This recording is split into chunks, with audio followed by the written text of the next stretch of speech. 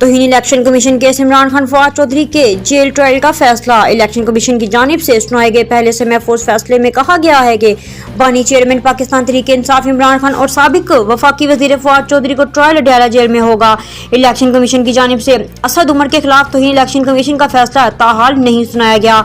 Election commission के मुताबिक तौहीन election commission case की समाअत 13 दिसंबर को अडयाला जेल में होगी। वजारत दाखिला को 2 रोज में इंतजामी रिपोर्ट तैयार करके इलेक्शन कमीशन में पेश करने का हुक्म दिया गया है। याद रहे कि गुज़श्ता समाअत के दौरान इमरान खान के वकील शोएब शाहीन ने कमीशन को बताया था कि हुकूमत साबिक वज़ीर-ए-आज़म को पेश नहीं करना चाहती, जिसमें मेंबर इलेक्शन कमीशन सिंध ने कहा है कि हमने साबिक वज़ीर-ए-आज़म के लिए प्रोटेक्शन आर्डर जारी किए हैं, जिस पर वकील शोएब शाहीन का कहना था कि प्रोटेक्शन आर्डर पर अमल दरामद नहीं हुआ। तोशा खान रेफरेंस फैसले के खिलाफ इमरान खान की अपील वापस लेने की दरख्वास्त मुस्तरद। इस्लामाबाद हाई कोर्ट के चीफ जस्टिस आमिर फारूक ने दरख्वास्त मुस्तरद करने का फैसला सुनाया। याद रहे कि इलेक्शन कमीशन ने 21 अक्टूबर 2022 को बानी चेयरमैन पीटीआई इमरान खान को बतौर रुकन असम्बली नाहिल करार देने का फैसला सुनाया था। बानी चेयरमैन पीटीआई के फैसले के खिलाफ 28 अक्टूबर 2022 को हाई कोर्ट से रजू किया था। इमरान खान ने लाहौर हाई कोर्ट में मामला ज़ेर इल्तवा होने के बायस अपील वापस लेने की दरख्वास्त दायर की थी। बानी चेयरमैन पीटीआई ने 18 जनवरी 2023 को अपील वापस लेने की दरख्वास्त दायर की थी। फ्रीकैन के इतराज़ सुनने के बाद अदालत ने 13 सितंबर 2023 को फैसला महफूज किया था, जो आज सुनाया गया है। जस्टिस मुजाहिर के खिलाफ रेफरेंस का मामला। जस्टिस इजाज को जुडिशनल काउंसिल से अलग करने के लिए दरख्वास्त दायर।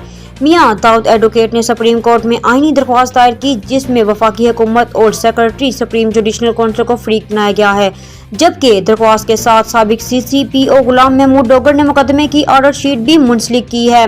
दरख्वास्त में मौक़िफ़ अख्तियार किया गया है। जस्टिस इजाज को जस्टिस मुजाहिर के खिलाफ शिकायत सुनने वाली कौंसिल से अलग होना चाहिए। इनकी जगह दूसरे सीनियर जज को सुप्रीम जुडिशनल काउंसिल का हिस्सा बनाया जाए।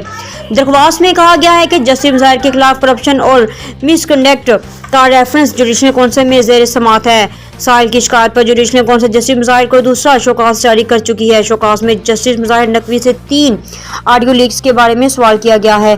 तीनों ऑडियो लीक्स मुकदमात की फिक्सिंग और गुलाम महमूद डोगर केस से मुतल्लिक हैं। जस्टिस इजाज इस बेंच का हिस्सा थे जिसने गुलाम महमूद डोगर केस सुनना, इसलिए कानूनी और असूली तौर पर गुलाम महमूद डोगर का मुकदमा सुनने वाला कोई जज जुडिशनल काउंसिल का मेंबर नहीं रह सकता। बीवी जब चाहे मेहर मांगे, शोहर अदायगी का पाबंद है। सुप्रीम कोर्ट का बड़ा फैसला।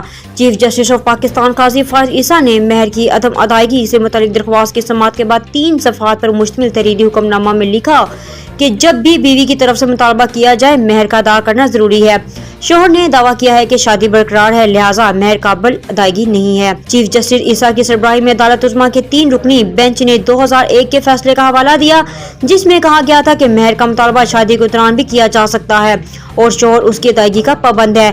अदालती हुक्मनामा में करार दिया गया है कि बीवी को मेहर और नानी नुफ़्का के हसूल के लिए मुकदमा दायर करना पड़ा और शोहर ने उसे गैर जरूरी तौर पर कानूनी चारा जोई में मुलव्वस किया।